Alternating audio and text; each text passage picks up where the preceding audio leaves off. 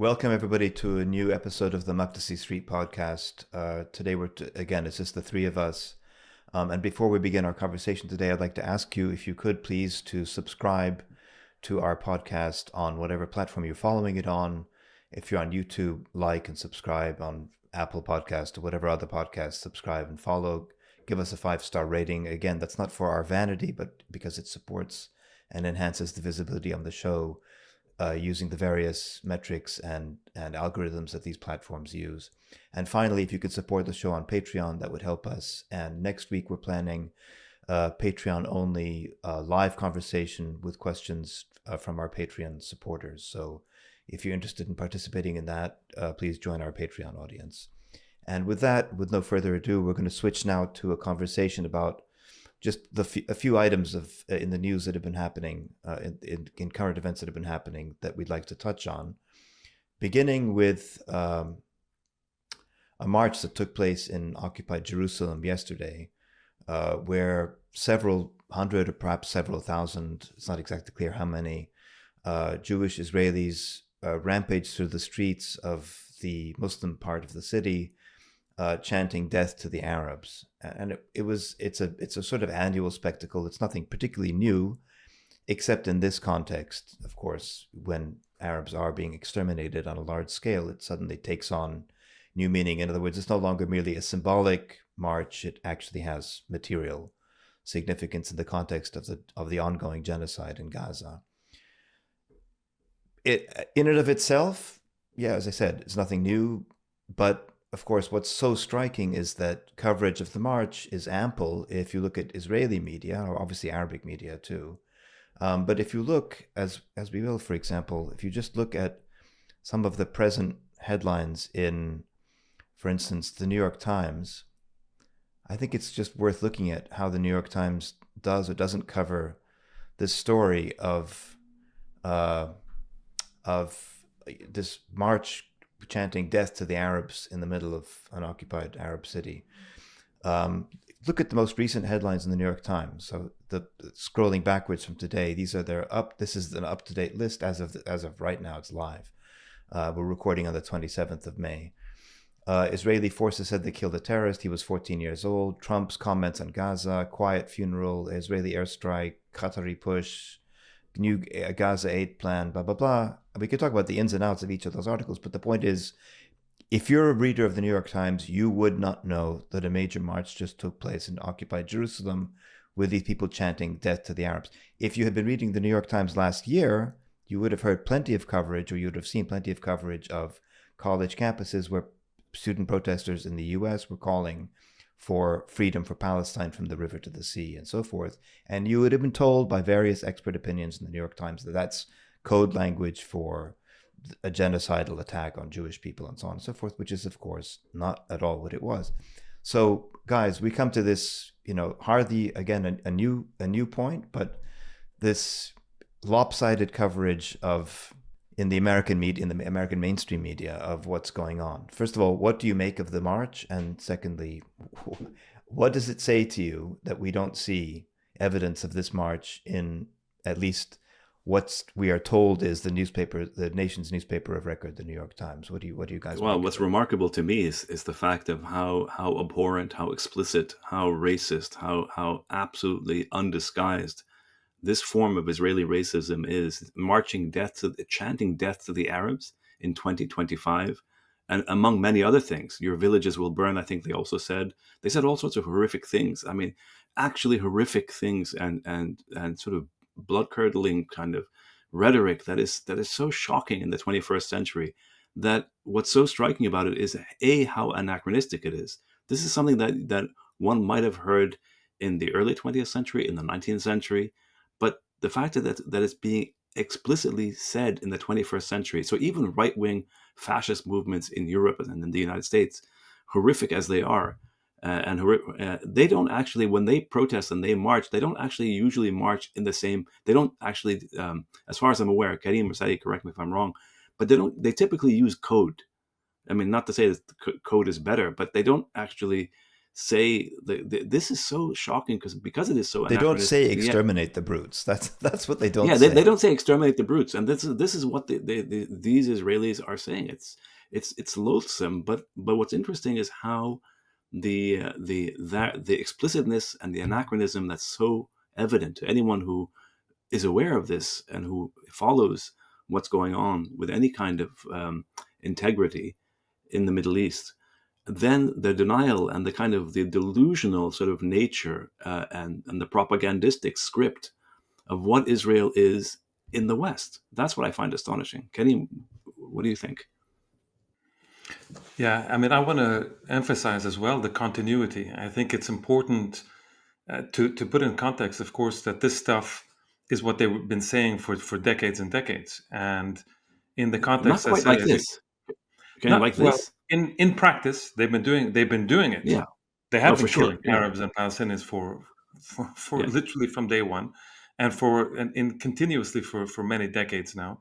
In the context, as Sari said, in the context of the genocide that's taking place now, it has this extra resonance. But I also want to, I think Sari, we're going to put up the poll as well that was recently done by Penn State, and I think it's important to emphasize that this is, it's not just that there's a handful of these kind of zealots, religious zealots, who are going there in their annual spectacle of spitting at people and It's not haranguing just and religious zealots, Karim. It's nationalist zealots. it's It's nationalist nationalist religious zealots. Yeah. zealots. But I think Yeah. I think what's important is that it's also part of this larger societal. I mean, let's call it for what it is. There is a larger support inside Jewish Israeli circles for what's going on in Gaza, for the kind of ethnic cleansing that's taking place, and for much worse. I think, Sari, if you can, if we can put up this poll, I think it's really rather shocking. I mean, I don't know. We keep using the word shocking, and maybe we should stop using this word because it's no longer, I think, makes sense anymore. It's shocking to us, but it is not shocking in of itself anymore. So yeah, here Here's the if you poll. can It's see up the on the screen. poll, yeah, if you can see, this is somebody that tweeted this, and it says basically the poll that's conducted by Penn State. I'm reading the tweet here. A poll conducted by Penn State in March, published in Haaretz, 2025, that is. 2025, published in Haaretz, finds that 82% of Jewish Israelis support expelling Palestinians from Gaza. 56% support expelling Palestinian citizens of Israel, that is within 48. And 53% believe that the Israeli army should, quote, kill all the residents of a conquered enemy city, unquote. It's been published it's been written about in a lot of papers. Said maybe you can put out the Middle East Eye or some of the others that have kind of talked about it, and it seems fairly clear because they all seem to repeat the same thing. But yeah, I mean this is what we can see. Again, I'm looking at it, the Middle East Eye. I'm looking at it in some of these other Middle East newspapers. Eye says, Again, you're right. Middle East Eye says 82%, right? It's the same yeah, 82%. yeah, That they exactly. support the ethnic cleansing of Palestinians. Here it is. Yeah, exactly, right. And so And if you go through the Middle East Eye story, I mean, there's other poll data, other data from the same poll come out. There's stuff at the end here. 65. The poll found that 65% of the Jewish Israeli population believes there's a modern day Amalek, which, as we all know, that's the phrase Netanyahu has used repeatedly to talk about the Palestinians in Gaza, exhorting his army to wipe them out, which is what the biblical commandment is. And of those who think so in other words, 2/3 of the Jewish Israeli population thinks that there is a modern day Amalek. And of those, 93% think that the commandment to wipe out the memory of Amalek should still apply today. I mean, like, I don't know what else there is to say about this. But what's astonishing is just how this kind of evidence of overwhelming nationalism and hatred and racism. Some is the word. Racism. But it's also hatred. It's racism and hatred of Palestinians, of Arabs. The idea that this is so obvious and so explicit, and yet when you turn to our circles in the West, academic circles and so on and so forth, what's astonishing is and liberal circles in the West, how completely this is not being covered in the way that am I wrong or that's the point? Yeah, somehow, because our liberal colleagues, I'm sure your liberal colleagues, my liberal colleagues still read the New York Times. Yeah, that's their source of news. It's kind of mind-boggling, but it's true. And so how like if you read the New York Times, you would have no it's I don't know how it's I'm But a lot trying of to people think Yeah, of a don't but read the New literary York Times analogy anymore. guys, here. But the point is, I think we're getting too stuck on the question of the New York Times. I think it's yeah, I agree. I mean it's true that the New York Times will reflect in a lot of the kind of public So, Ken, policy not just and officials. Then the kind of the policy elite types rely on this as their main kind of legitimate source of news. But the public in general doesn't get their news, I think, from the New York Times. They get it from a but lot of the social No, media, Karim, you'd be which surprised. A lot of my colleagues, a lot of my liberal colleagues, that's exactly that. yes, the People tell me all the liberal time, did you see the story in the yes, Times today? yes. That's what they read. Yes, the liberal stuff, yes, the liberals will look at this, but there's still a tremendous shift, and I think we're going to maybe talk about it in a little there is bit. a This shift, kind of tremendous 100%. shift in public opinion. When you get to the point where one of our guests, our former guest, John Mearsheimer, the kind of renowned professor of international relations at University of Chicago, in one of his most recent interviews, talked about that he was shocked about this poll. I think he was talking about, and he said he was utterly shocked and this is nothing less than the Nazification of Israeli society. I don't see any evidence that there's an uprising in the Israeli public against the genocide. There are lots of protests in Israel, but those protests have to deal with the hostages and relations between the IDF and the government, but they don't have to do with stopping the genocide. I mean, you want to file all of this under the Nazification of Israel. That's where it should be filed. This is a country that's gone completely off the rails. And the more that you see it in operation, the more it looks like the Germans under Hitler. This is just hard to believe. We're talking about eradicating all of the Palestinians in Gaza, murdering them. This is hard to believe. This is the sort of things that the Germans did. It was supposed to be never again. I don't see any evidence that people in Israel believe in the principle of never again, certainly when it applies to the Palestinians. And people in the West are hardly lifting a finger. This is a categorically reprehensible situation. So this stuff now has become mainstream. In other words, people acknowledge it; they understand What it. stuff, Karim? What stuff are you Well, talking about? The both the awareness, fact that awareness of it. both the fact that Israeli Jewish society views this genocide and ethnic cleansing plan as this. So you remember at the beginning we kept being told, oh well, they don't have access. Israeli Jews don't have access to the Oh, social to the media. coverage They're of not, what's happening, yeah, to the coverage. and Yeah, that yeah. That was Israeli Gideon mainstream. Levy Gideon kept Levy, saying this. others. I mean, everybody. Yeah, Actually, this yeah, was quite a yeah. mainstream thing that they don't really, that the main Israeli channels are not allowed to show that what's going on in Gaza. So they're, which I always thought that's just such a ridiculous argument. I mean, I'm sure the mainstream media doesn't show, but still, I mean, the Israeli society is just as connected as the rest of us. So they could, if they wanted to, they could easily see this stuff. But now there's no more like that stuff is no longer even relevant. The polls have anyway been consistent that Jewish Israelis have long supported what's going on in Gaza. But here we are, almost 2 years later, it's still going on. On this point, in a paper, in a talk I gave recently at a few universities, I was citing polls from Tel Aviv University in late 2023 and then again in 2024, showing support among Jewish Israelis for the bombardment of Gaza, and it showed that it's something like 90+% of Jewish Israelis, according to these Tel Aviv University polls, either support the extent of the bombardment of Gaza, or in other words, they either say that the army is using sufficient, or some of them, about I think it's a half, if I remember right, about half think that the army is using insufficient force in Gaza. So in other words, between those Jewish Israelis who think that the army is using sufficient or insufficient force, it's about 95% basically. But About 2 or 3% of Jewish Israelis think that the army is using too much force. And similarly, This was a few months ago. If I remember, that poll it was yeah. the end of 2023 and again in 2024, more like a year Right. ago now. So Right? it's So been it's absolutely rock solid consistent. I mean, What does it what's mean? different. What's different? No. I think there is something different. What's different is this accumulation. In other words, the kind of propaganda and sense of victimhood at the very early stages, which was maintained for quite a while, can no longer be held 18, 19, 20 months later, even by the most conservative way of understanding the way in which a society might react collectively to such an attack. even if you go to the absurd limits of that, we're way, way, way beyond that. So now, when Meaning what? What do you mean? meaning, I don't know. You tell me, when you have an entire society that supports, in its majority, supports what is effectively a genocide and or ethnic cleansing, because that's the plan, right? That's the Netanyahu Trump plan, is ethnic cleansing. And now they specifically were asked about ethnic cleansing. Do you support the forced Yes, expulsion of Palestinians? And they yes, support in their overwhelming including majority. Inside 48. No, but what's astonishing to me is the fact that you have a march. I mean, you have those that polling data, as you're alluding to, Karim, or referring to, and Sadi, this polling data that clearly indicates that the vast majority of Israeli Jewish society is extraordinarily anti-Palestinian. But the fact that you actually have a march of people actually chanting "death to the Arabs" Yeah, but in that's not new, by the way. 2025, So they do that I, routinely. but I understand, of course, that it's not new. But the point is, it's the fact that you have this kind of organized march that's allowed to proceed every year and encouraged, Under as army well as protection.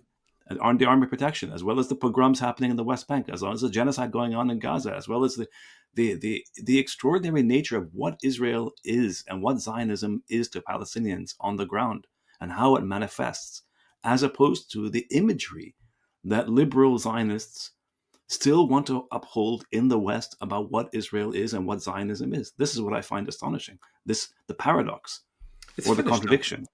Is, You think it's finished? well, not Maybe, finished. maybe. Finish is exaggerating, but it's.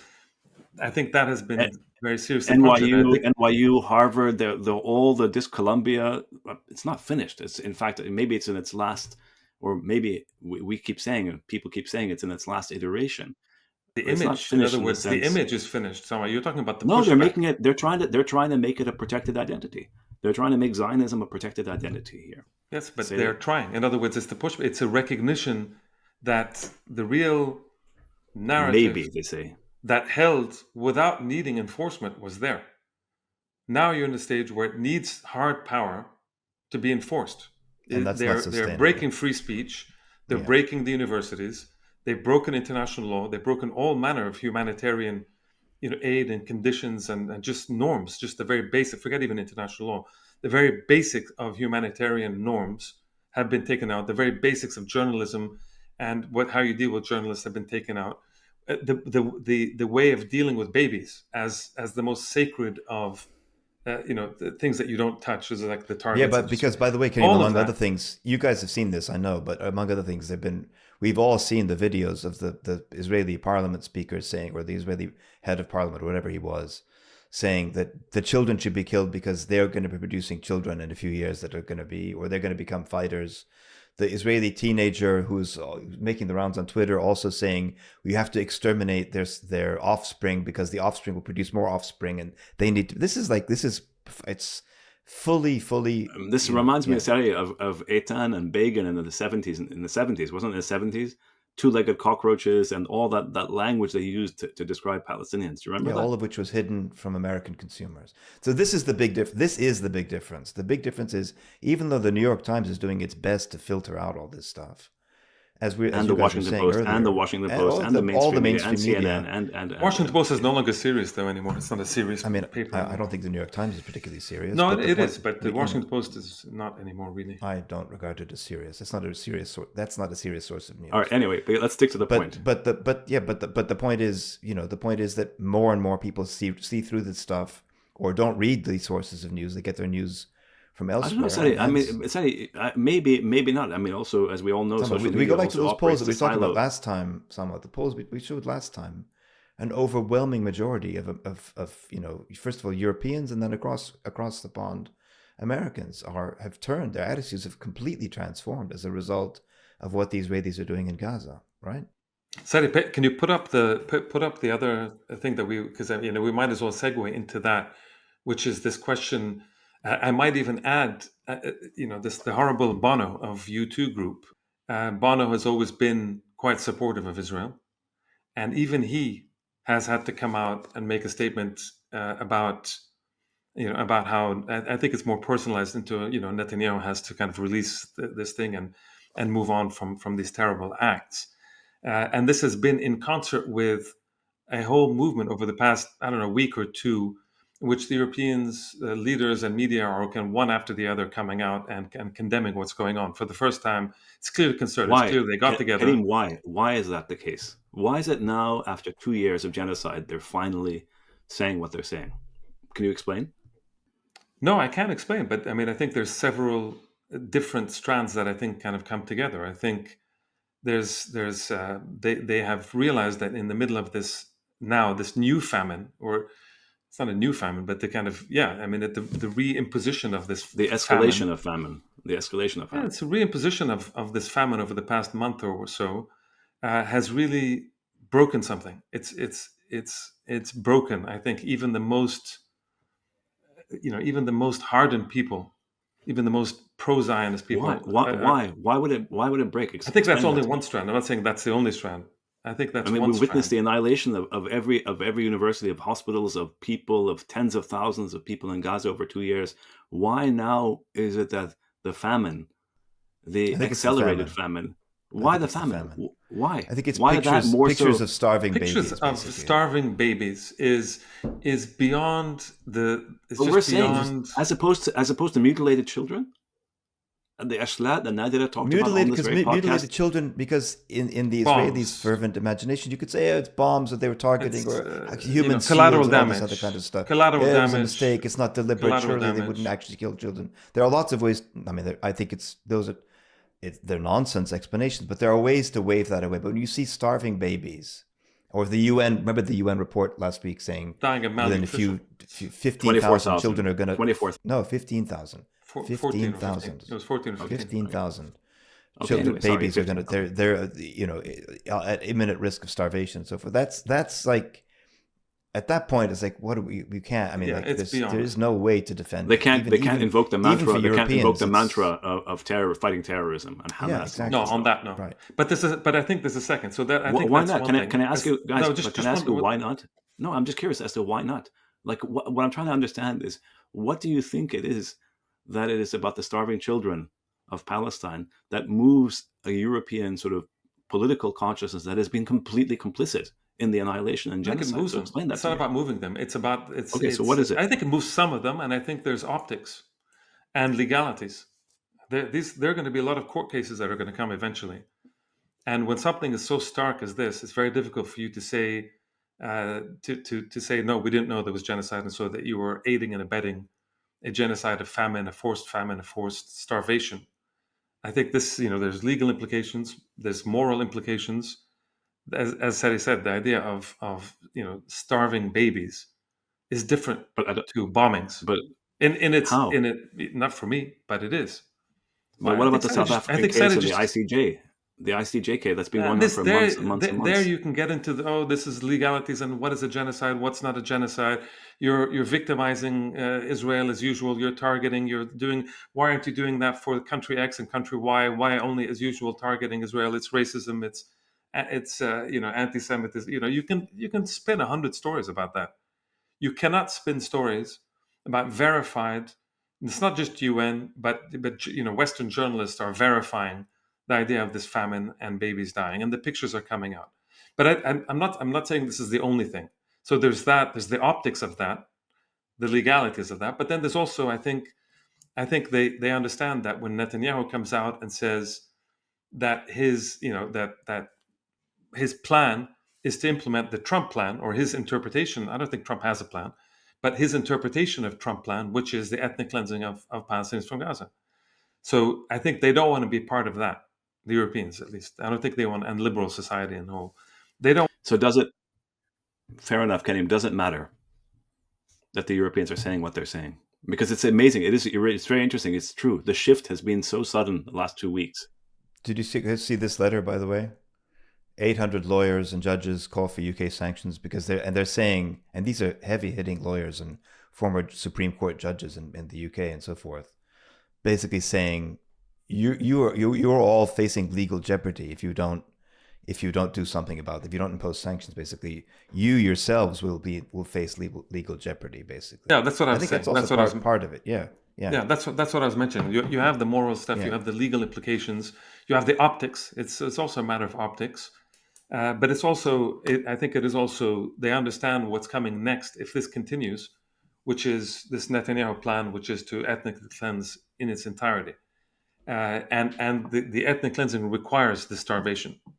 So you need to have a lot more people starving, a lot more people dying, for the potential of this ethnic cleansing plan to happen, as far as Netanyahu is concerned. So I think they're trying to backtrack, and there's clearly they all got together and decided that they had to kind of put for the optics. Even von der Even this evil Ursula von der woman, Leyen, this yeah, evil who said- woman, who said- Ursula von der Leyen, even she kind of came out and made this little statement. The German government has come out and saying that the Israelis, are breaking humanitarian perhaps laws. I think they said they perhaps They've maybe- started. It's or there's a risk. There's a risk. There's a now. risk. No, There's a I- risk that I- they may be going a little too far. I Something like think that. they've Very gone. timid I think statement. they've gone a bit even beyond that. But the point is that even the Germans are, even the horrible von der Leyen is coming out and saying this. The German government, the kind of staunchest of staunch people, to say nothing of Keir Starmer and these people, they're all kind of Macron. they're all reading from they're all been given the notes. The French, here and there, but they've all been given the same note, which is we need to distance ourselves from this Okay. from this particular verbally, part. at least verbally. Okay, so the question is, probably as written it- even to go somewhere. back, but to go back to my question, my earlier question, does it matter? A, B, what about the fact that the U.S. position is essentially, as far as I can tell, is completely, again, complicit. There is zero, as far as I can see. Maybe you guys have seen criticism. I haven't seen any criticism from the U.S. government thus far. Zero. No, none. So why does it matter? And then Netanyahu, as we saw, I think I shared this with you guys earlier, Netanyahu accused the Europeans of being on the wrong side of history and humanity, in terms of their criticism. Yeah, and being the wrong essentially side of pawns.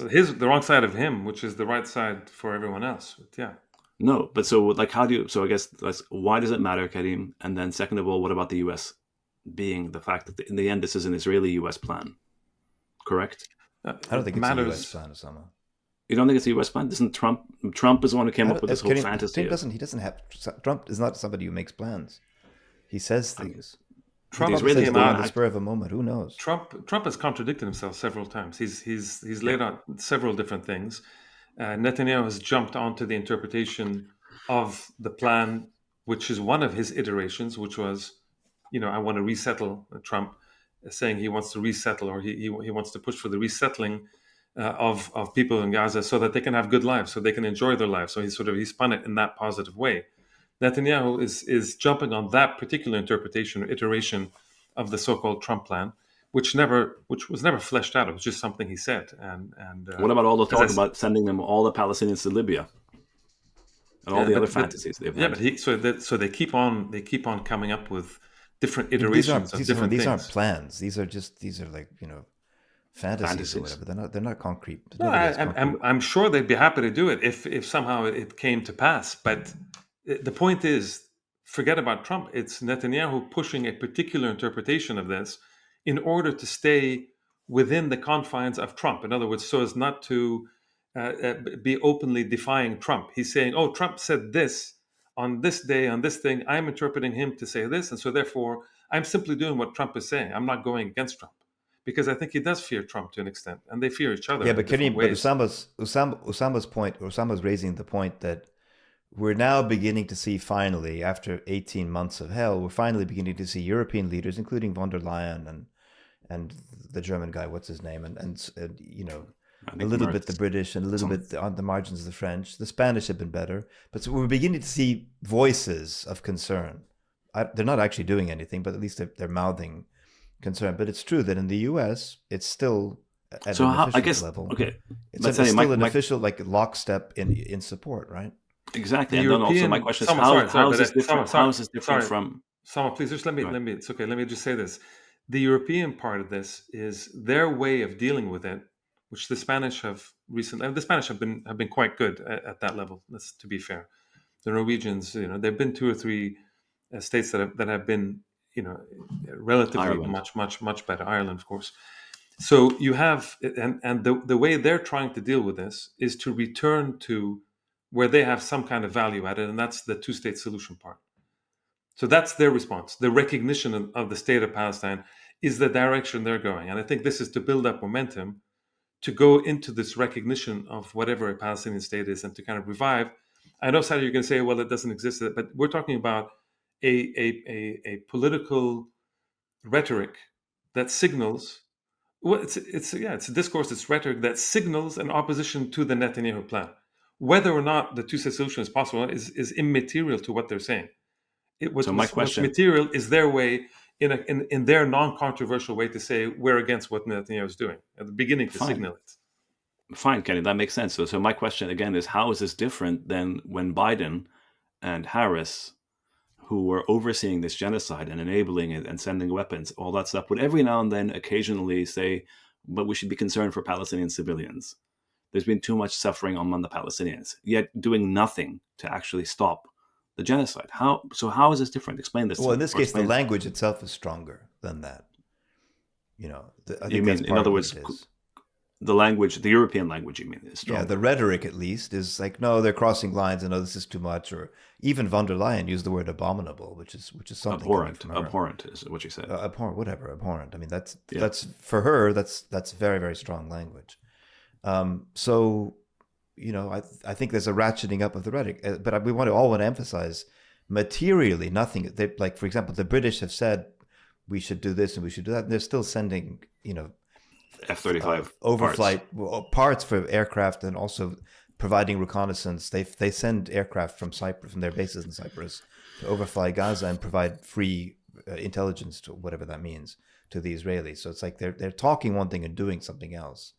Yeah, so I guess we're now repeating. No. Sorry. They are, even rhetorically, at least, it's true. I mean, of course, I'm not saying that there's going to be a massive material change. There isn't. But they are, even the threats of saying we're going to review the association agreement with the Israelis. The Spanish certainly have done at a national level. I think they just recently passed something saying no parts or nothing that goes to Israel when it comes to the kind of weapons and arms can go through, and they won't allow Spanish ports to be used. So the Spanish are stronger in this sense, but the review of the association, even if it doesn't go anywhere, again, rhetorically, it's more than simply Biden saying, something like that.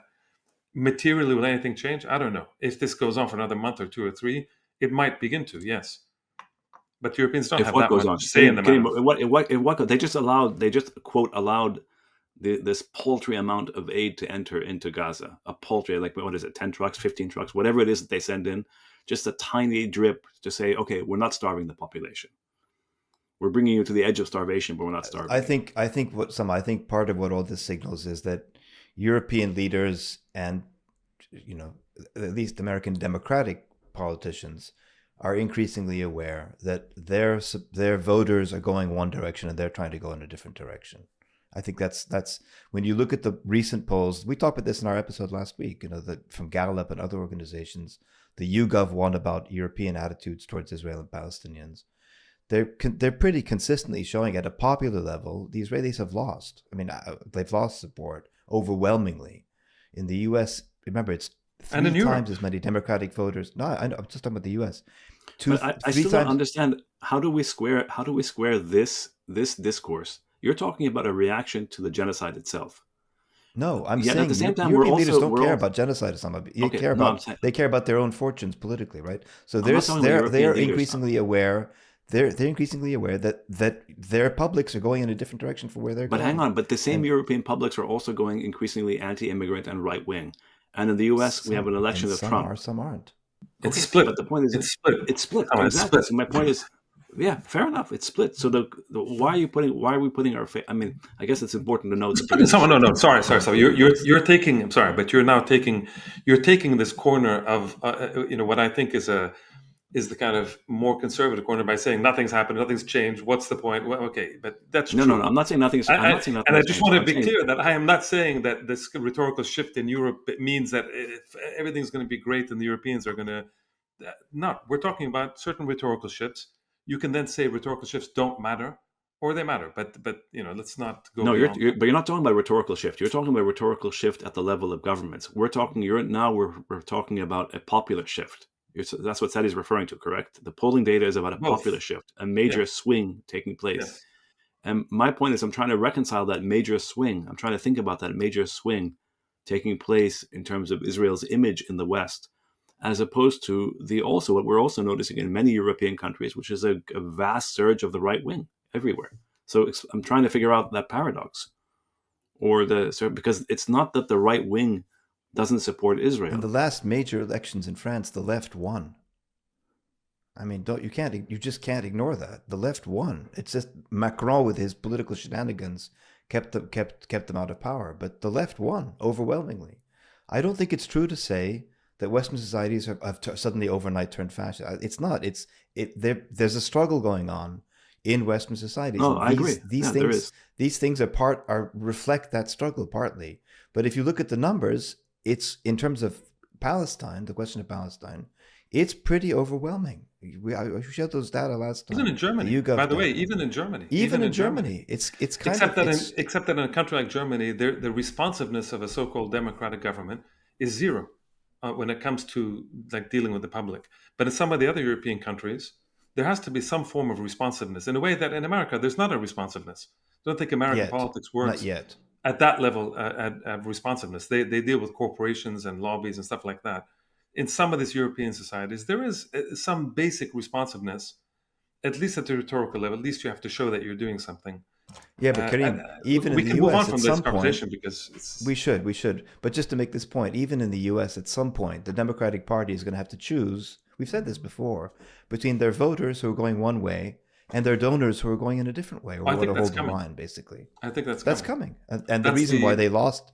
The reason why Kamala Harris lost, at least one significant reason why Kamala Harris lost, is because of her refusal to take a stance on the genocide, right? Or to affirm the continuation of the genocide, if anything. Yeah. We'll see what people like Ocasio-Cortez and these people, which is supposed to be the new wing of that, of at least the progressive side of the Democratic Party, if they can have inroads in the coming elections and then in the next presidential election. But that's still, some time away. Now we have to deal with. I think we're going to see the West will mourn the Palestinians once this genocide is done.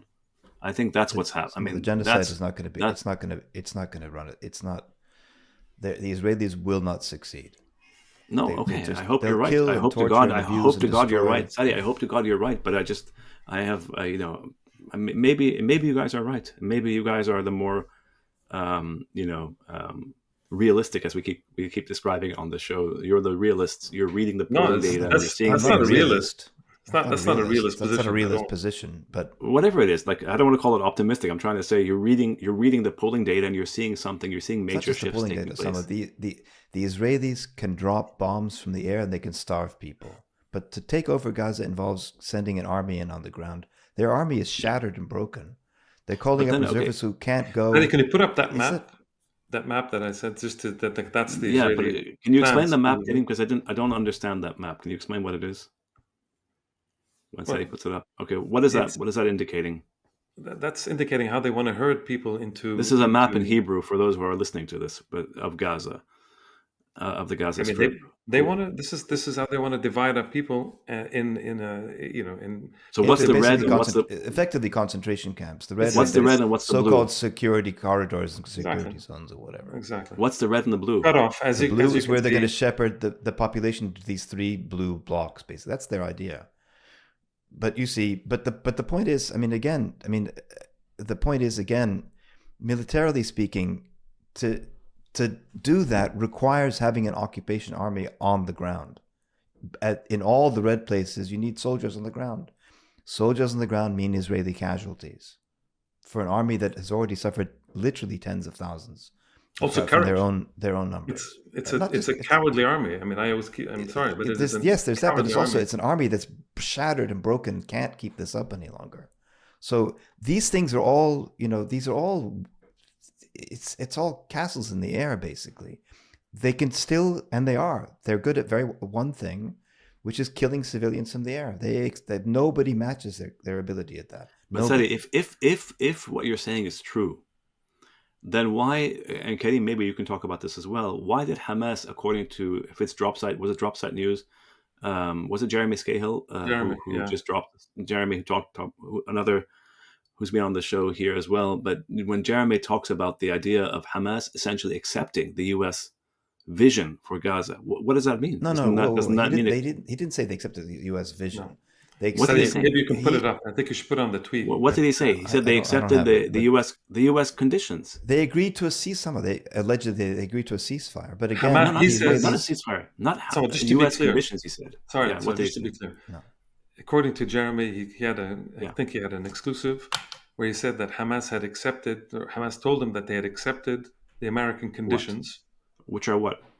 I can't, For a every single ceasefire. part of it, For a but No, the no, okay, ceasefire, but hang it on. was But a what are the release American of it was a conditions release for a of ceasefire? X number.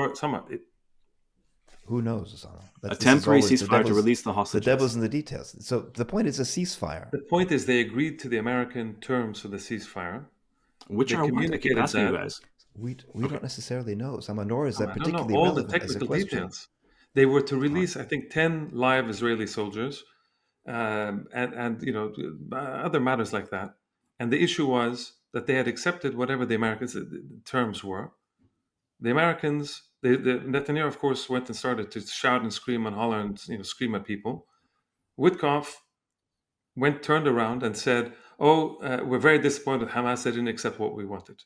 So there's this kind of circle that is, It's called the Blinken. Yeah, they're doing the same thing, by the way, with the Iranian It's the Blinken. negotiations. But they did with the Iranian negotiations. It's the same thing where they put conditions. The other side agrees. Then they blame when the Israelis start crying and screaming, and they go to Papa and they start, crying and screaming. Then the Americans come and say, "Oh, the other side hasn't done what it's supposed to do." So therefore, so what does that mean? So what does that tell you? What do you read from that? In other words, these negotiations. First of all, Hamas. When you say Hamas agrees to U.S. demands, so U.S. demands in general have been extraordinarily hostile, have they not been? Or am I wrong? We're Consistently talking about hostile. demands for a ceasefire. No, but what the Americans say, when the Americans talk about a ceasefire, they've meant a temporary ceasefire, release the hostages, evacuate Hamas from Gaza, that's what the Americans have talked about.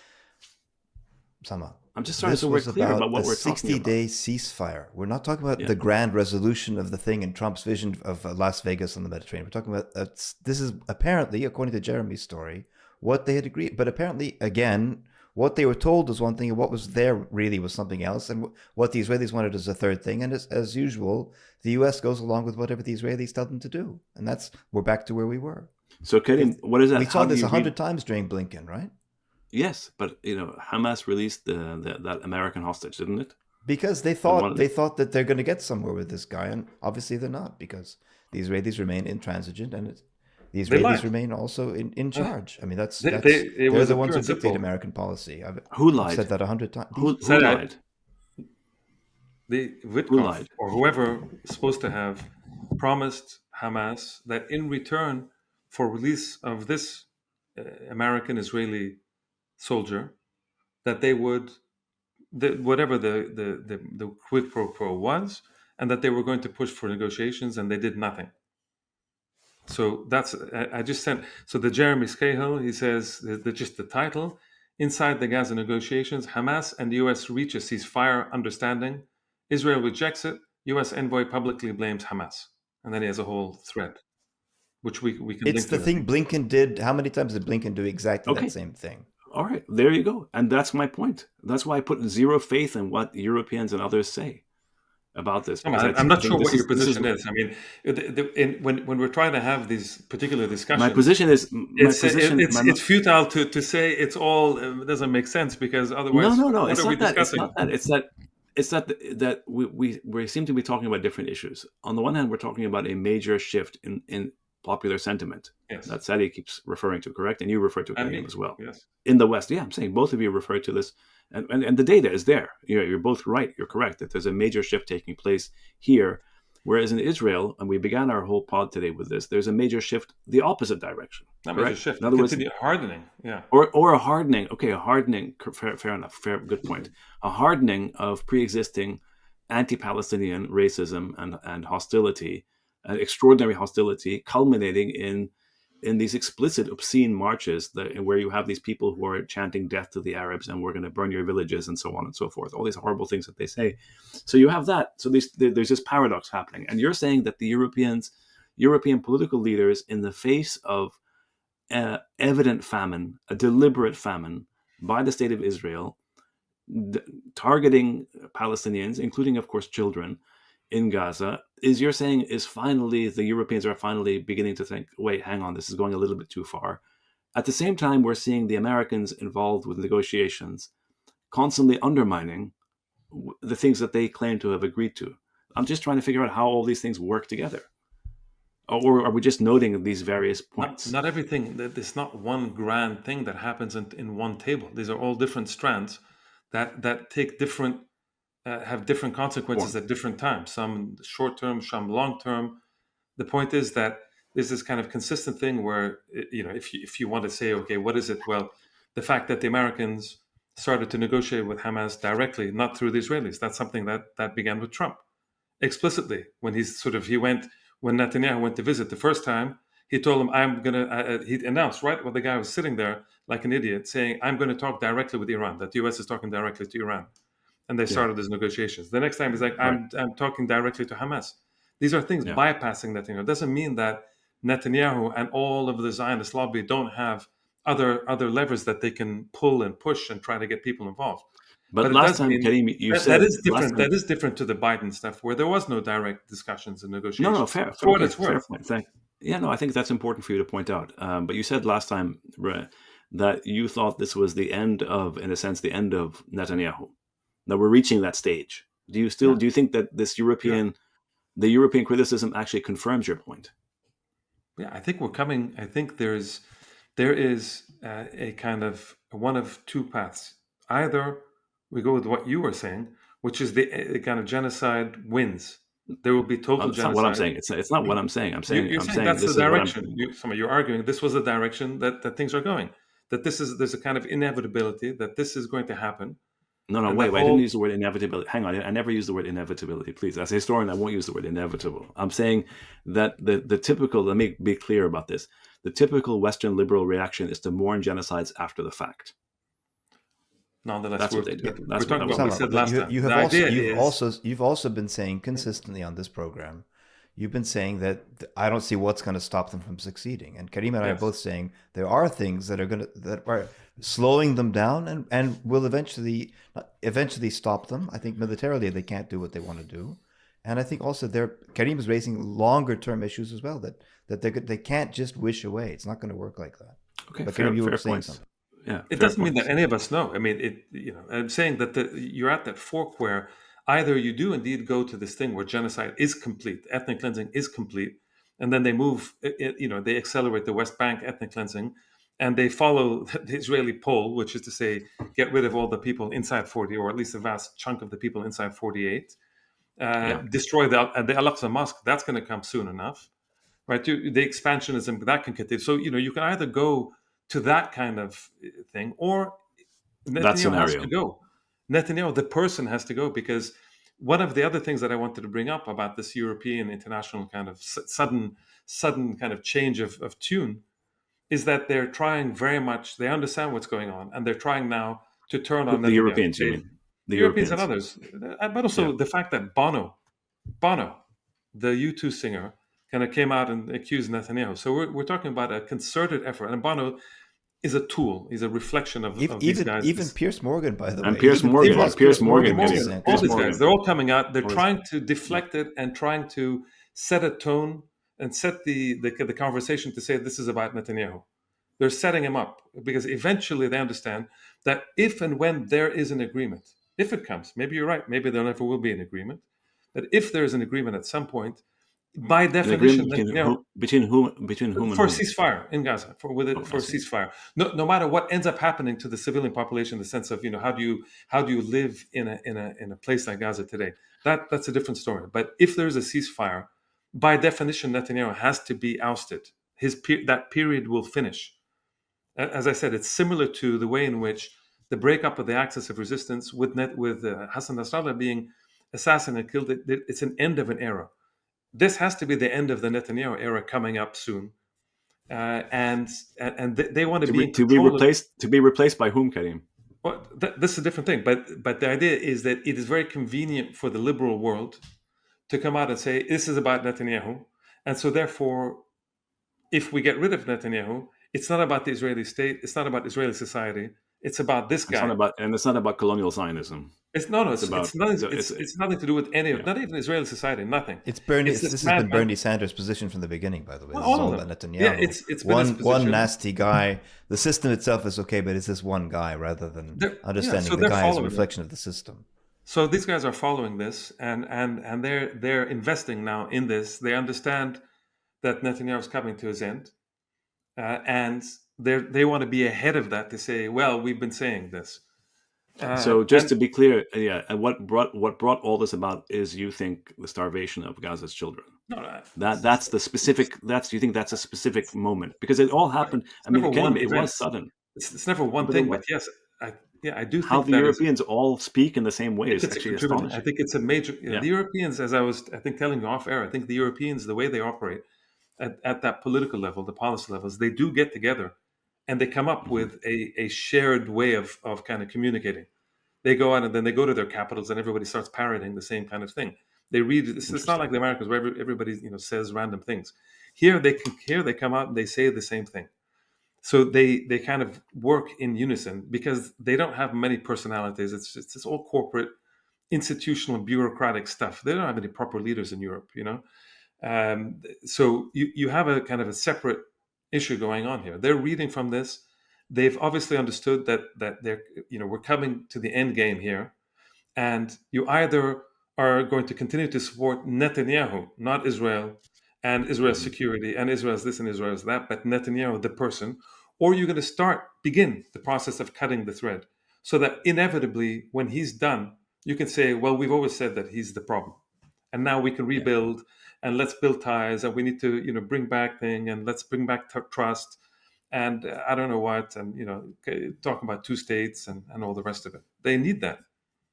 And I'm not saying it's materially going to change everything overnight. Certainly not. I'm simply saying it's a reflection.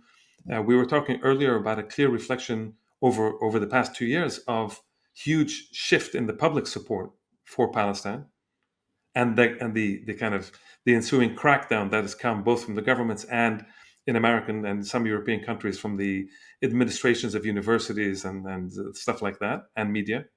On the other hand, now we're seeing as well a change finally in the tune of some of the policymakers and leaders in Europe, at least. And even I would say Trump is different than Biden. I still would say there's a difference. The largest crackdown. I mean, if you read, not internally. I'm not talking about the internal thing. That's a different situation. I think in the context of Trump, we have to separate the internal. And I think I've argued before that the university thing is not just about cracking down on Palestine. That's their way of getting in and destroying universities. Yeah. Okay. So it's a separate. So that internal thing for the Trump people is different than.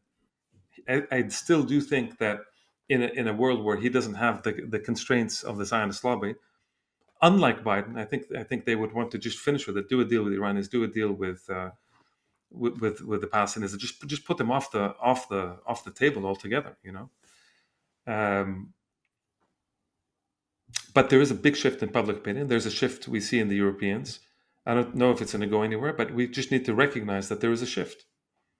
Yeah, no, there is. I think we can shift just to one other topic that we want to cover, which is what's going on in Gaza itself. Just a quick, again, an acknowledgement of the horrors that are going on there. And Sari, you were going to talk about a couple of the stories in particular that have been haunting. I mean, the stories keep. We're all of us are haunted. I mean, but it's just to follow the news from Gaza is from this distance is just sheer torture. Imagine actually being there. Obviously, infinitely worse. The story of the doctor who lost 9 of her 10 children in one attack on her home.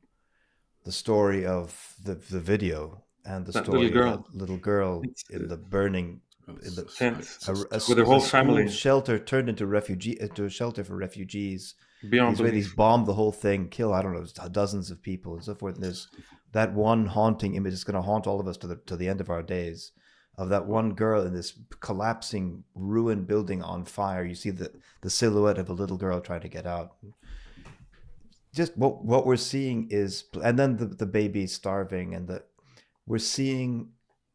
I don't know. We've run out of words to describe what it is we're seeing The in end of Gaza. the end of It's liberalism and the end of the rules-based order. That's what we're seeing. We're seeing the annihilation No, but of this is people beyond the question openly, of and rules-based order, this is Simon. yeah, this is something else. There's a certain, as I said, like base of seeing children burning to death, babies I starving, and children. There's something beyond talking about laws and rules-based orders and stuff. I That's agree. I that kind of agree. stuff. 100%. There's something I agree. deeper in the fiber of being human, as far as I'm concerned, Yeah. that Okay. has to burn inside you. There is no way. And I think And for this is what we're seeing. all their talk about the Hamas, like no, they can say that till they're blue in the face. Nothing can cover up what the entire world is witnessing right now. Nothing. No, I say Nothing nothing. can cover But it we up. go back. We go back to where we began. The whole thing is that, of course, it has been covered up, and that's my point. Among those who make decisions in Somehow, power, it has been covered up. I And that was my understand, point. but we just spent now 40 minutes talking No, about no, how I there's agree. a shift Yeah, taking place. there's a shift. So There is a shift. you I keep agree. going We're back in to this. the people in power. The people in power do what they need to do to save their own skins. That has always been the primary function of those in Yeah, power. fair enough. To serve their own interests, right? But at some point, they're going to realize we can't cover this stuff up anymore. Even the New York Times can't cover this stuff up anymore. I mean, it's trying, but even like the amount it takes to be able to cover this up, the amount of energy it takes to repress freedom of expression in a country like the U.S., which is what's being repressed right now, it's too much. They can do it for 6 months, a year and a half, 2 years, whatever. You can't open-endedly do that to a country on the size and scale of the US, the various European countries and so forth. There's too much. The Israelis have gone, as they usually do, they've gone too far. They're drunk. They're not It's thinking also coherently. said it's also the in especially for the in the liberal kind of architecture. There's the collapse of the whole humanitarian aid scheme even now. Yes, Even yes. the plan, so the So-called destruction, humanitarian aid scheme. the systematic destruction of UN, UNRWA, all these UN, OCHA, all these the World Food Program, all these things. They're either their destruction, their targeting, or they're kind of blocking any of these people being able to do their plan and feed people and kind of rehabilitate some of these areas. Even the Israeli American plan to put their kind of private American mercenaries there to distribute just enough aid so that they can say they're doing something at the absolute margins, even that's collapsed. So they're unable to even get the most basic of humanitarian aid schemes through a very weird humanitarian American private kind of company By the going way, through speaking of that, Kareem, breaking news that mercenaries, basically. the Israeli army is firing live ammunition into the crowd of people at the aid distribution center that they set up, which collapsed. So And now it's yet another sort of flower massacre and so forth. yeah, but this is what the Israelis do. But my point is that they're unable to even get mercenaries to work and complete on the humanitarian aid part, just like the Biden flotilla thing. Remember that horrible thing that they set up the pier, flotilla, the humanitarian pier, the humanitarian pier, which after a few days kind of collapsed and sank to the bottom. Remember? So even these things, and that's what liberalism requires, the very basics of saying, well, we're trying at least a little bit. Even that has Yeah. failed completely. And this is That's my something point. Netanyahu and the zealots within this Israeli society are unable, they're unwilling, of course, but they're also unable to enact the most basic things that allow the Western societies to continue to support them. It just stops So working. you're saying this that you're saying they're shooting themselves in the foot, basically, in a kind of in a They're shooting bizarre way. everybody in the foot, including themselves, and they're shooting everybody in the head and everywhere else. The Israeli state, we've talked about this 100 times, from before the moment of its inception, all the way through its inception, all the way through its entire history, it's not a power like the Roman Empire, or the British Empire, or the French Empire, or the US, or the Russians, or whoever. It has always been dependent. So it wants to have the trappings of empire without being an empire. It's a dependent empire. It's also anachronistic. All of that stuff. But the point is, the most important thing about it is, for its very survival, it depends on the goodwill of the West. It has always depended on the goodwill of the West. Always. Yeah. What it has done over the past 18 months is to destroy the basis for its own survival. That's what I keep saying. In the long run, they're losing. But Sally, we They've have one already other lost. thing.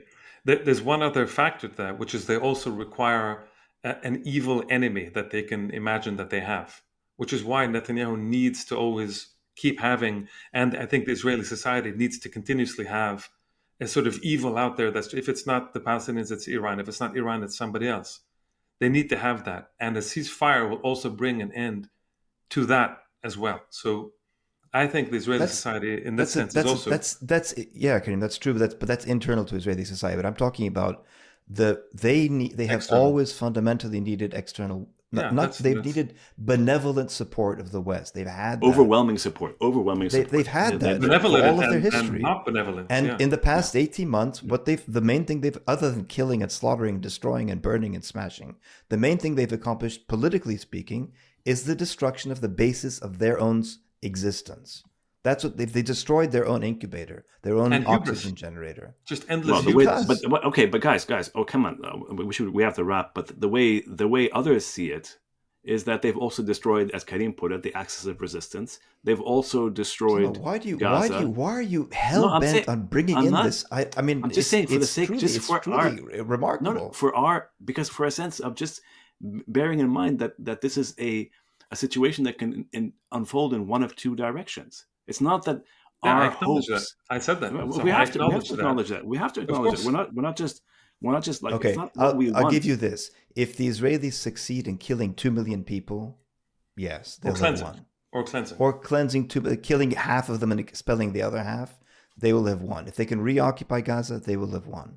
I don't see any of those. I think they're going to go on killing 50 here and 60 there, which, of course, is not for 1 second to minimize the apocalyptic harm they're inflicting. I understand what you're saying. Not at all. I'm just saying, politically speaking, they will not accomplish they cannot accomplish what it is that they put in their heads. They have this vision, like that map that we showed. They will not be able to accomplish that. And in the meantime, to exist as a state project, they have always needed the benevolent support of a benevolent liberal West. They have destroyed the basis of that support. Okay, so what we're saying, so what this is to continue what you're saying is that they've destroyed that support, which now, you're saying, in the West requires extraordinary amounts of coercion of Western citizens to maintain. This is what we're saying, right? Hence what we're seeing. That's what we've been saying. That sustainable in the long run, open-endedly? Absolutely not. It has a huge price for Western societies above all. At the end of the day, Western society is going to have to look at themselves and say, do we care for ourselves or do we care for this offshore entity? You can coerce, you can push, you can do all this kind of stuff. At the end, it's very, very difficult for a tiny little offshore entity to coerce hundreds of millions of citizens in still, relatively speaking, liberal Western democratic societies. It was always immensely difficult, but they had all the mechanisms of denial and fabrication and all that other kind. They've smashed all of that. I want to say it one more time. The very basis for their existence as a state project for 75, 76 years, and before the state project too, the inculcation of this ethos of Zionism that we can see in Daniel Deronda in the 19th century. You go back to the early 19th century, some of Byron's poetry about Zion, or this sort of childish stuff about Zionism. They had all that stuff from long before. They built it up over all that. The romantic stuff, you mean? They've smashed it to ruins. There's nothing left of it. They've destroyed it. Do you think they're going to stand now over the ruins of an utterly ravished and destroyed Gaza with the starving babies and the displaced population, who knows how many people they're going to end up killing, the ruins of this wasteland? They're going to stand up and tell the West, now we are the vanguard of Western civilization. We are the liberal Western democracy, bastion of light in the darkness of the East. Nearly 2 years. That's something. You don't need to convince me. They needed that.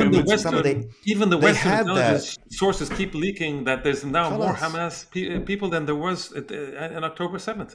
They had that. They had that. I'm not even talking about the actual on the ground military stuff too. That's a whole other thing. They had that support for 75 years. In 18 months, they smashed it to ruins. And if they're not going to get it back, those things don't come back. Once people see, they don't. They're going to try to legislate it back. But it's important. The connection is that they lost it in part because they failed so miserably on the ground. So they're Yes, that's killing all also these true. people.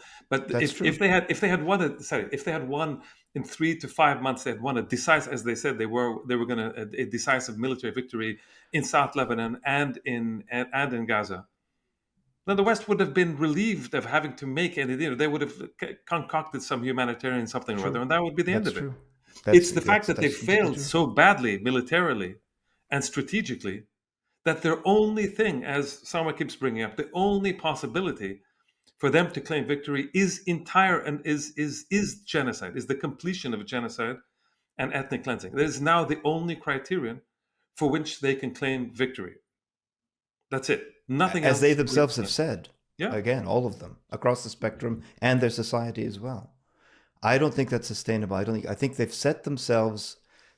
I think that they're drunk in a way. I think they have long been drunk, not capable of thinking rationally and coherently. Syria, what If they happened in had Syria? Olmert, we didn't even talk about Syria? the Olmert thing, for example, right? That Yeah, interview some of this Syria, but there's also that Yemen. Olmert gave. Yemen has a blockade now on Israeli things as well. So yes, Syria has fallen, but Yemen continues.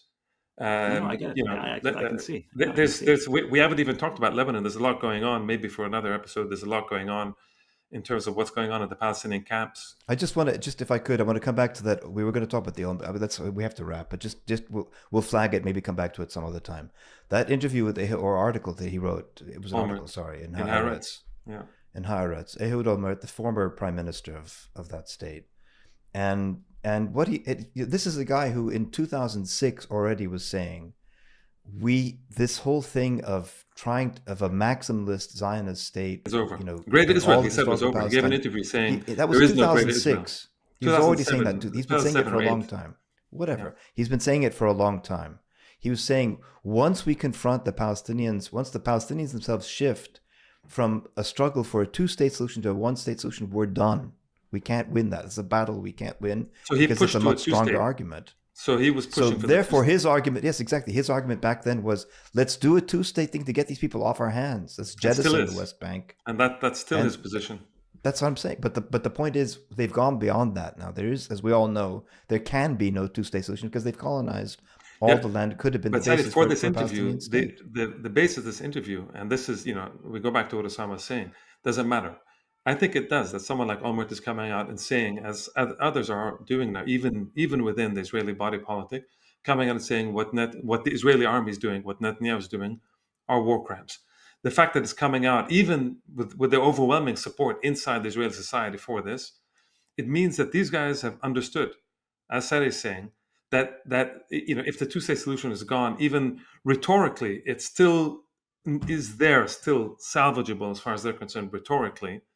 This is what they need to hold on to. He understands that. I just final thing to remind. I remember in my days, Olmert was, when I was younger, Olmert was considered the kind of right-wing, racist, horrible kind of guy, right? And this guy's mellowed into the two-state solution guy. And meanwhile, you have the Smotriches and all these other guys that are now representing the kind of the Israeli state. And these are people that I don't think, in the coming years, people are going to, in the West even, are going to be able to deal with. This is no longer Netanyahu. Yeah, are the Western leaders going to deal with Smotrich and Ben-Gvir? I don't know. No, I think they will. I think they will, and I think you're right. I think the question of the anachronism that we began with, I think is going to haunt this project, and is going to ultimately has exposed this project. Right, that's where we are. And the question is, you're saying for decades they've been able to sort of cover up that anachronism with the liberal veneer, and that's all. Sadi, that's your whole book. It's gone, as you're saying. Yeah, this is what I say at the end of my book. The conclusion of my book is this is something that sustained them for all those decades. I wrote the book obviously before Gaza, right? The discourse of the mechanisms of discourse of denial that sustained that project for 75 years. I said it in the book itself. It's already beginning to break down because they're making the forms of discrimination that were always there from day one, from before day one. They were already absolutely there. Explicit, but they were veiled and guised. Yeah. And, just you had to actually go sift through the stuff the way I did to write the book in my previous book, which normal people aren't going to do. Now it's khalas, it's out in the open. That for me, the turning point was the 2018 Jewish nation state law, which for those of you who don't know, that country doesn't have a constitution that has a set of basic laws. This is one of the basic laws that says in print there is only Jewish sovereignty between the river and the sea. Like, that's it. Anybody else can basically get lost. And it's one of the state's basic laws. So, from that point on, it's like it's explicit. All the forms of apartheid were there implicitly before they became explicit in 2018, and that's what I say. That's the end of this project, because Yes, it can't live except explicitly. except for the fact now that here I think we need to. Sam, I think we need to let's- wrap up. yeah, I think we think should because wrap. we've been having this. I think this is not a conversation that's going to end. I think this is something that's going to continue. Fair all enough. the other. Fair point. Just maybe a final word, Sam, on Gary Lineker, who, for those that follow football, know he hosted. He was a great English player, football player, and has been hosting Match of the Day for the past, I think, 25 years or so, and had the so-called scandal with the BBC, which is Match of the Day is in they've BBC. been after him for a long They've been time, after him for a while, because Gary Lineker, during the genocide, started to speak up, just in a very basic way of saying, caring for all the children. The killing of all children people, is wrong. The killing of children is wrong, he said, and we should take, and we should, no, it's basic. Of course, the campaign against him and the anti-Semitism campaign against him meant that they basically forced him out of this Match of the Day, and even he resigned from even things that he was supposed to be doing in the upcoming World Cup. He was supposed to be doing commentating for BBC and others. He's resigned from that, and so because he retweeted something, and then he apologized profusely and he deleted the retweet, and he apologized profusely. And then but that was just an excuse. They were after him anyway. That was an excuse. Yeah, of course they were. I don't even want to repeat that, because I think this is just an excuse that they used. Yeah. And I think it's important just to recognize that this is part of this cultural shift that we're seeing, that someone like Gary Lineker, a football player who has nothing to do with politics at all, has come out in a very humanitarian kind of way, expressed his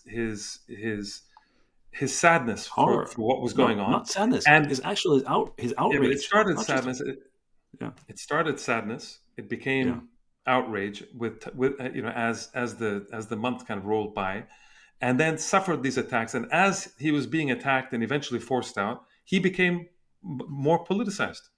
And it seems that the first thing he did, maybe we can pull it out. The first thing he did in the first day after his retirement from the BBC, or after Match of the Day wrapped, was in his Instagram account, he put up a poem by a Palestinian. Here it is. It's on the screen. Yeah. But do you want to read it out so we can just end with this? Sorry. Yeah, I don't know who wrote the poem. I don't know who wrote this. We don't know who wrote this. We have to find out who it is. But it might be him, for all I know. I don't know. No. It says Lineker shared a poem. It's a Palestinian. He shared a poem by a Palestinian. So, Sadi, why don't you read it out, and I think we can close and then try to figure out. We need to find out who wrote it, obviously. But in the meantime, if you could just read it out, and then we just close with that. A mother on duty, caring for her patients, receives the remains of 9 of her children. We are told to ignore this. A child who can barely walk struggles to find safety through flames in the aftermath of a bomb, unable to breathe. We are told to ignore this. George Orwell once said, "The party told you to reject the evidence of your eyes and ears. It was their final, most essential command." We must refuse to abdicate our duty to each other and see the truth for what is before us. I think that's as good a place as any to end. All right, guys. Yes. Good to see you.